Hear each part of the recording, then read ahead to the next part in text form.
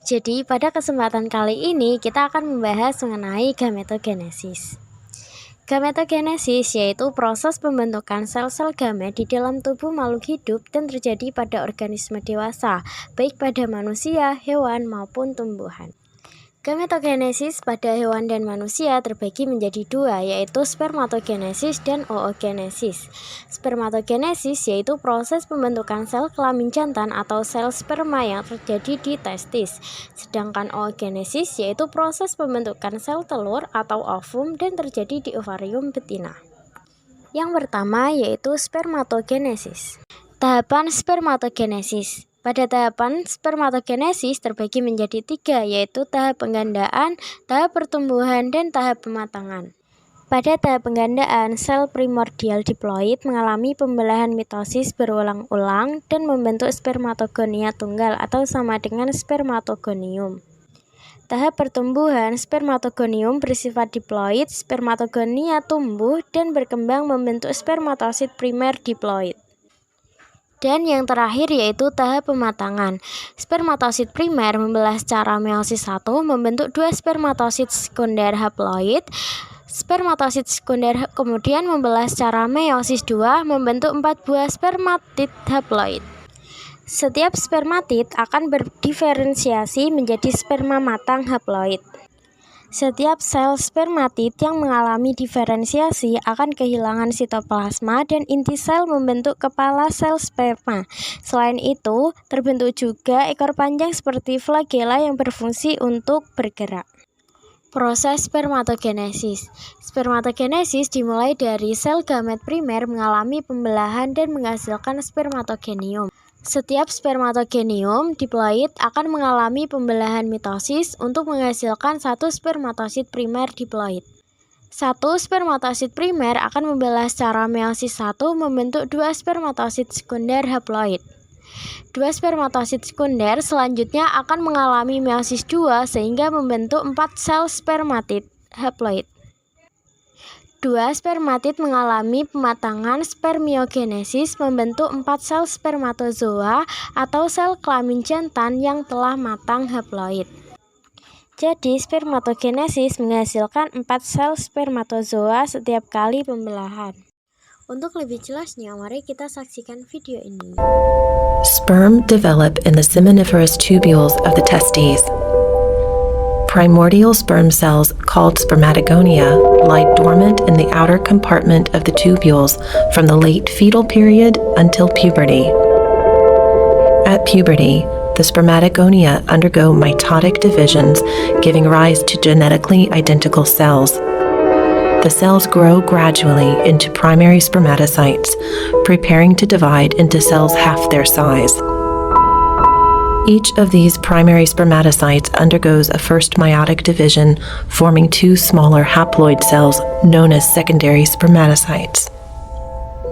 These secondary spermatocytes divide once more, giving rise to four haploid cells called spermatids, containing exactly half of the father's genetic material. Through a process known as spermiogenesis, the spermatids change shape, transforming into mature sperm cells. The spermatid's nucleus condenses, the acrosome appears, and the tail begins to grow. Much of the cytoplasm is shed. As spermiogenesis completes, the sperm cells break free from the Sertoli cell lining of the tubules into the lumina. The sperm cells are then stored in the epididymis, where they functionally mature. Nah, selanjutnya yaitu oogenesis.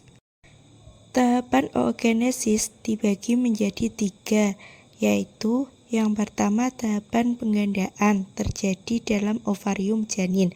Yang kedua tahap pertumbuhan yang terjadi pada masa pubertas. Tahap pematangan terjadi setelah fertilisasi.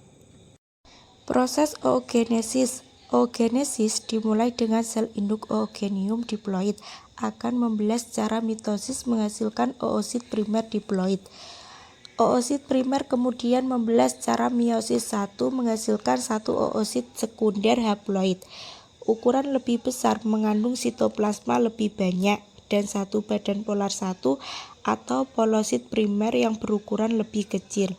Selanjutnya, oosit sekunder dan badan polar 1 akan mengalami meiosis 2. Oosit sekunder akan membentuk satu ootit haploid dan satu badan polar 1. Sedangkan badan polar 1 akan membentuk badan polar 2 atau polosit sekunder sebanyak 2 buah.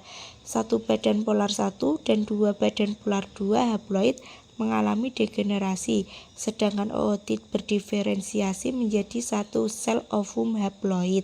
Untuk lebih jelasnya, mari kita saksikan video ini.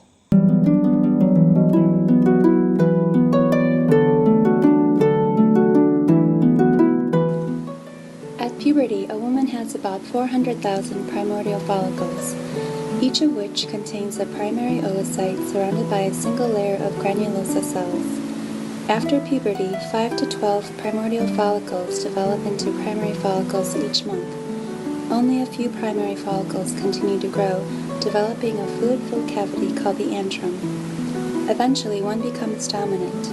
At the time of ovulation, the mature follicle moves close to the surface of the ovary.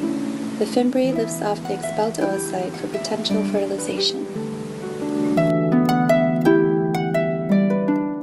Selanjutnya yaitu gametogenesis pada tumbuhan, dibagi menjadi dua, yaitu mikrosporogenesis dan megasporogenesis.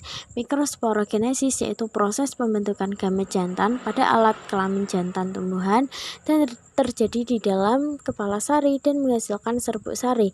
Sedangkan megasporogenesis yaitu proses pembentukan gamet betina pada alat kelamin betina tumbuhan, terjadi di dalam bakal buah atau ovarium dan menghasilkan megaspora. Megasporogenesis. Proses megasporogenesis dimulai dari pembelahan meiosis 1 dan meiosis 2 sel induk megaspora diploid menghasilkan 4 sel megaspora yang haploid. Pada tumbuhan Angiospermae hanya satu megaspora yang fungsional, sedangkan 3 lainnya mengalami degenerasi. Megaspora yang masih hidup mengalami 3 kali mitosis berturut-turut dan menghasilkan 8 inti haploid. 8 inti anakan tersebut adalah 2 kandung lembaga sekunder, 3 antipoda, 2 sel sinergit, dan 1 ovum. Mikrosporogenesis. Yang pertama yaitu sel induk mikrospora akan mengalami pembelahan meiosis 1 dan menghasilkan sepasang sel haploid. Yang kedua, sepasang sel haploid akan membelah secara meiosis 2 menghasilkan 4 sel mikrospora haploid yang berkelompok menjadi 1 atau tetrat. Yang ketiga yaitu setiap mikrospora mengalami pembelahan karyokinesis sehingga menghasilkan 2 inti haploid, yaitu inti vegetatif atau inti saluran serbuk sari dan inti generatif. Dan yang terakhir yaitu inti generatif membelah secara mitosis sehingga membentuk 2 inti sperma yang dikenal dengan inti generatif 1 dan inti generatif 2. Selanjutnya yaitu perbedaan antara mikrosporogenesis dan megasporogenesis. Mikrosporogenesis terjadi di kepala sari, mengalami 2 kali karyokinesis, menghasilkan 4 sel hidup pada meiosis 2. Hasil akhir berupa bulu serbuk sari dengan 3 inti, yaitu 1 inti generatif 1, 1 inti generatif 2, dan 1 inti vegetatif. Sedangkan megasporogenesis yaitu terjadi di bakal buah atau ovarium, mengalami 3 kali karyokinesis, menghasilkan 1 sel hidup dan 3 lainnya mengalami degenerasi. Hasil akhir berupa kantong embrio yang terdiri dari 8 inti, yaitu 1 ovum atau sel telur, 2 sinergit, 2 inti kandungan lembaga, dan 3 antipoda. Terima kasih telah menonton video ini. Mohon maaf apabila ada kesalahan. Wassalamualaikum warahmatullahi wabarakatuh.